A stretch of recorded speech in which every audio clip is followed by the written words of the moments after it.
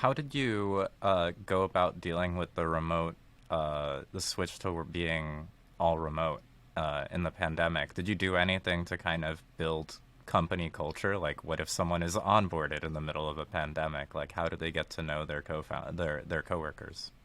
Yeah, that was definitely for us. We were right. We had an office in San Francisco and an office in Lisbon, and that's an 8 hour time zone difference. And so we already had some habits that were helpful when we switched to full remote. And so we had already we were pretty into internal documentation and written communication and async communication, and so we already had that going on before we turned fully remote. And I think that was very helpful for that transition. Um, and so we also, because we had two offices and didn't want them to develop these two very disparate cultures, we also tried to to think about that from the beginning. Um, Onboarding, like what you just mentioned, was definitely something that was harder though. And soon after the we went fully remote, for instance, we hired somebody straight out of college, and I remember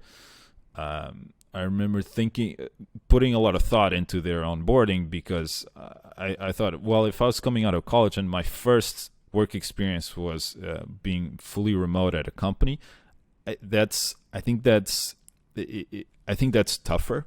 Where I feel like it's easier for somebody to feel isolated and to not have the support that they need and somebody to show them the ropes. And so I think there, what we try to do is be more conscious and mindful, and be more process oriented about onboarding, and have more checklists, and put events in the calendar to sync with that person, and rely less kind of on just rely less on just an organic onboarding experience, which is easier to do if you're just spending 8 or 9 hours a day with that person, and you know that if they're struggling, they'll just tap you on the shoulder and ask you a question. So we just try to write more things down, and write down checklists, and have a more structured approach to onboarding there. It's still something that we're working on, and it's culture wise, it's also